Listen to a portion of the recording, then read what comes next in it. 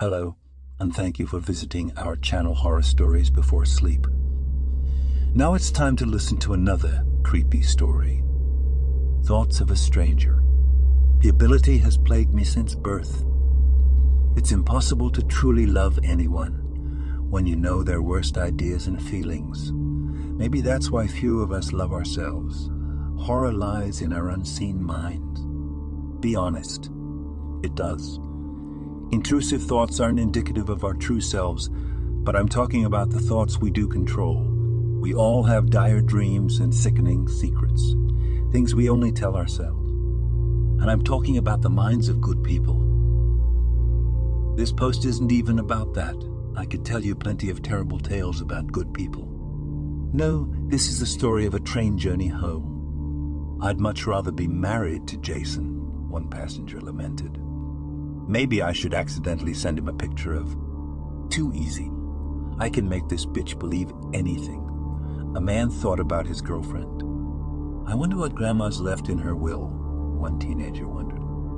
Nothing particularly dreadful. I've heard worse, but nothing quite as terrible as the thoughts of the man a few rows in front of me. And 11 roses for the garden, he thought.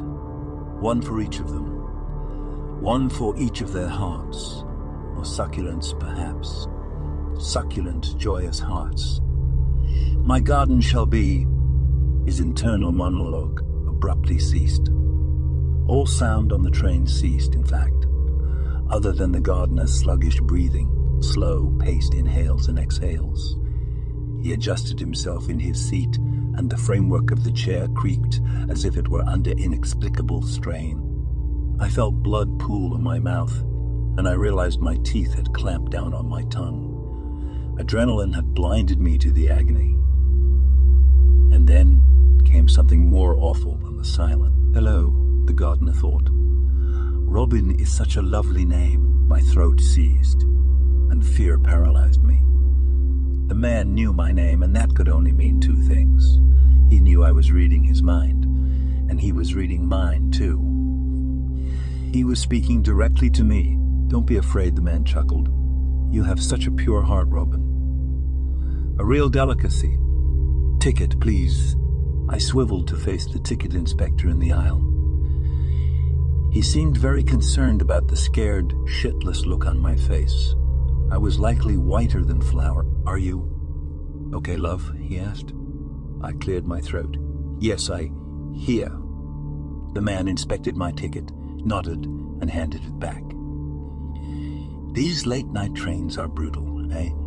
You look a little rough.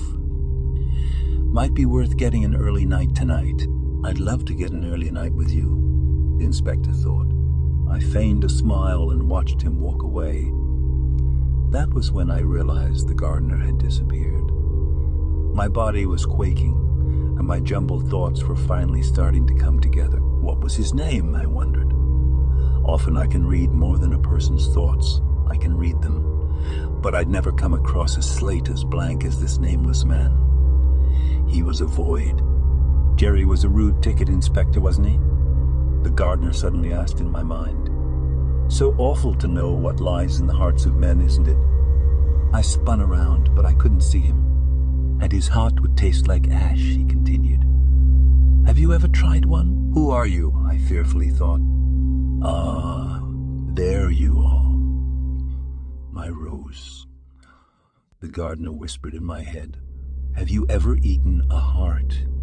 It's the greatest way to read a person. Next up, Amstel and Fairhaven, the train tannoy announced.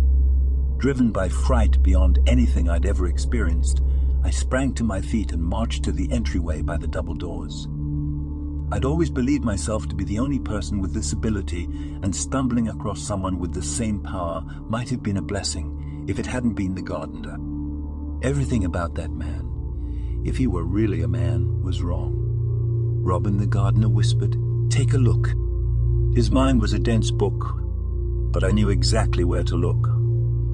The train slowly approached the station, and I cautiously twisted my head to the door at the end of the aisle.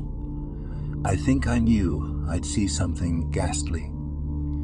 Something that still haunts me. Through the window of the aisle door, I could see only the gardener and Jerry. The inspector's flailing body was being hoisted to the ceiling by the gardener's abnormally large hand. Jerry's thoughts were more primal than anything I'd ever endured. I felt his unwavering fear. "Not the garden," Jerry pleaded. "Please, not the garden." "You're not fit for the garden, Jerry," the gardener thought. "I have another plot of land for you," Jerry screamed in his mind. "No! What is that? No, Mo! No! No!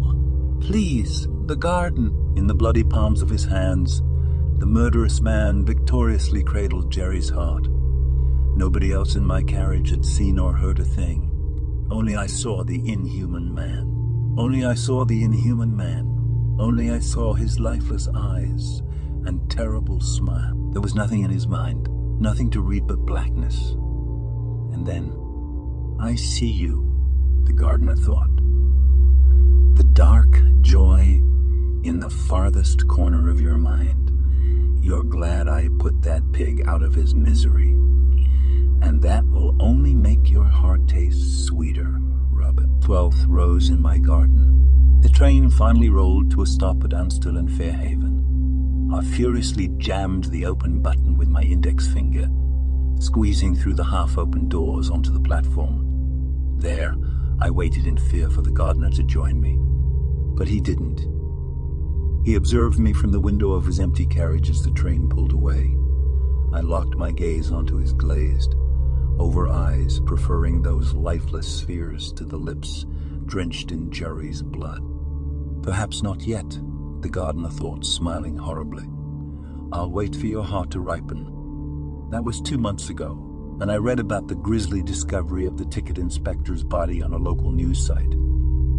It wasn't some fever dream on the late-night train. I've barely slept since. I lie awake at night feeling eyes upon me. Not upon my body, but my mind. I can feel the gardener rooting around in there, as if I were a rose in his flower patch. Sometimes, in a fit of fright, I think I see the curve of that carnivorous smile in the darkened corner of my bedroom, waiting to devour my heart. But fear's a good thing. I'll stay unhappy forever. When I lower my guard and finally allow myself to enjoy life again, that's when he'll come for me. The gardener likes succulent, joyous hearts. How do you like this story? Write in the comments your opinion of what happened. Thank you for listening.